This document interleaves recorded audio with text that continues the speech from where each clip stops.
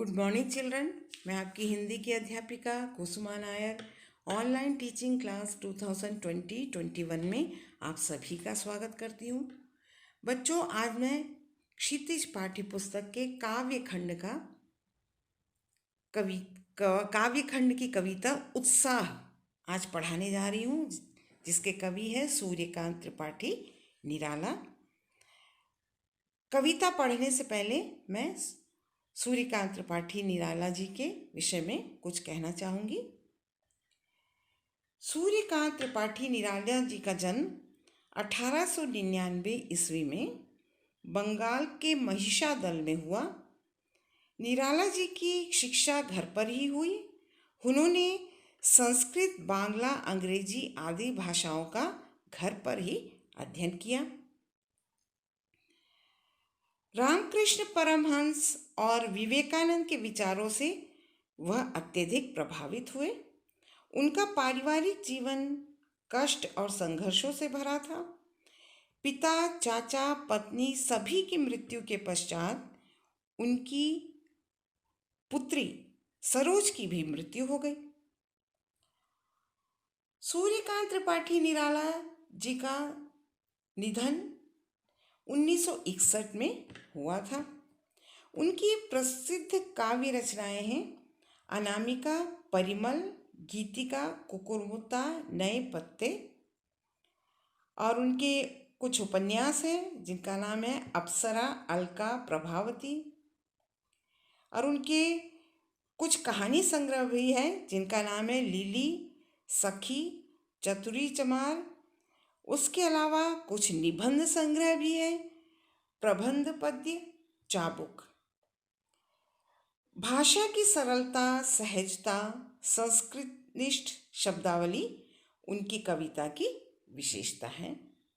अब हम इस कविता को पढ़ेंगे। कविता का नाम है उत्साह।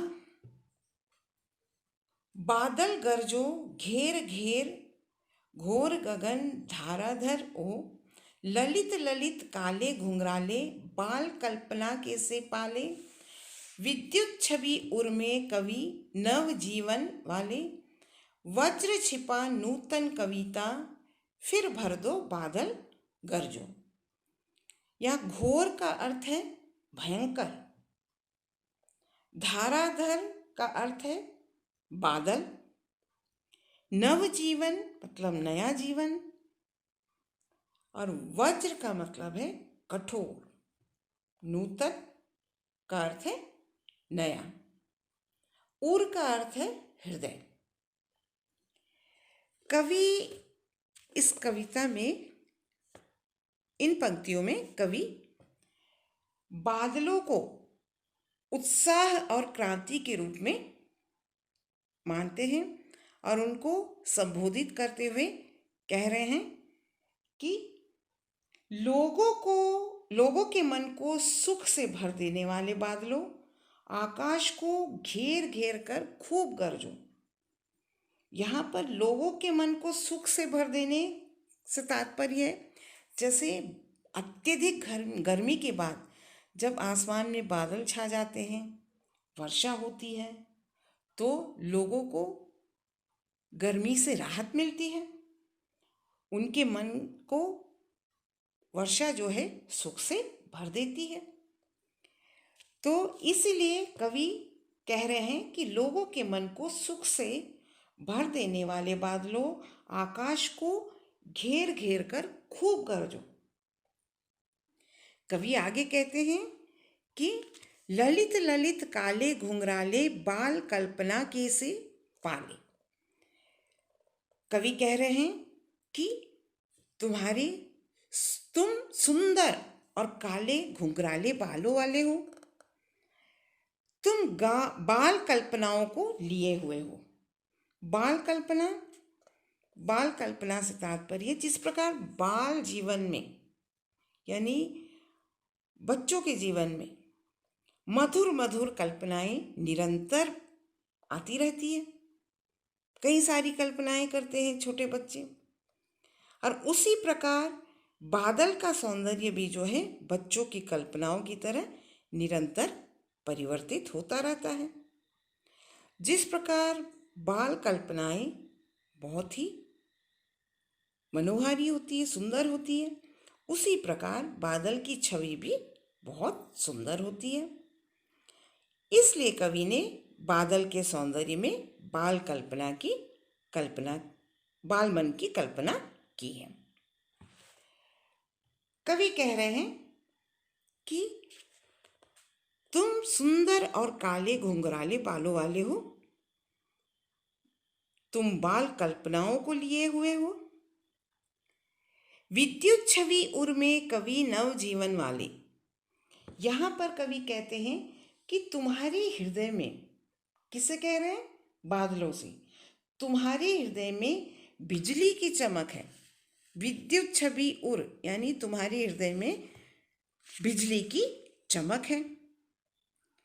जैसे बादल वर्षा करके सभी को एक नया जीवन प्रदान करते हैं,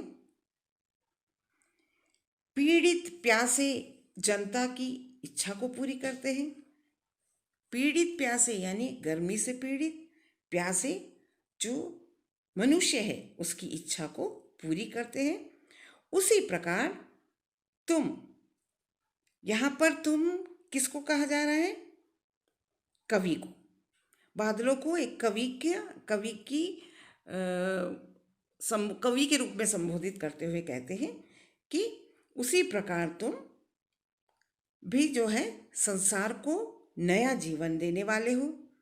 जिस प्रकार बादलों में बिजली छुपा हुआ है, उसी प्रकार तुम भी अपनी नई कविता में अथवा अपनी भावनाओं में नवीन सृष्टि का निर्माण करो और पूरे संसार को जोश से भर दो।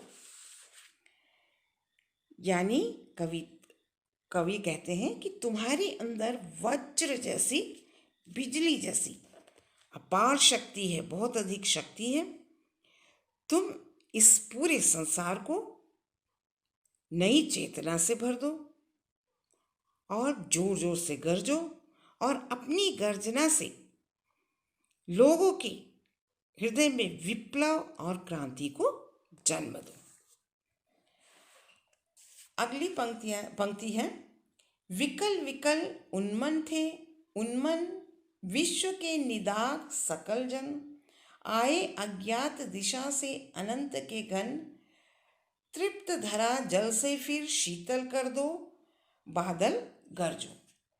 यहाँ पर विकल का अर्थ है परेशान, बेचैन। उन्मन का अर्थ है अनमना सा भाव, उदासी। निदाघ का अर्थ है गर्मी। सकल जन मतलब सारी लोगों को। अज्ञात मतलब जिसका कोई पता ना हो। अनंत का अर्थ है जिसका कोई अंत ना हो, यानी आकाश। घन का अर्थ है बादल। तप्त मतलब तपती हुई। धरा यानी धरती। शीतल मतलब ठंडा।